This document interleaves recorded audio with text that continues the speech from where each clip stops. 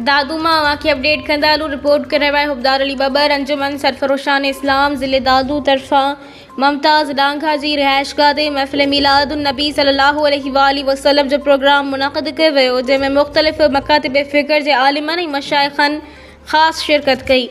अमीर दादू कामरान अली मलिक, अब्दुल करीम जमाली, बशीर अहमद चांडियो, साकिब चन्ना, अब्दुल कादिर चन्ना, मुमताज़ लांघा, एजाज लांघा, रजब लांघा, इमरान लांघा, वसीम लांघा, फ़हीम लांघा, राशिद लांघा, शकील मुगल प्रोग्राम में शिरकत कई।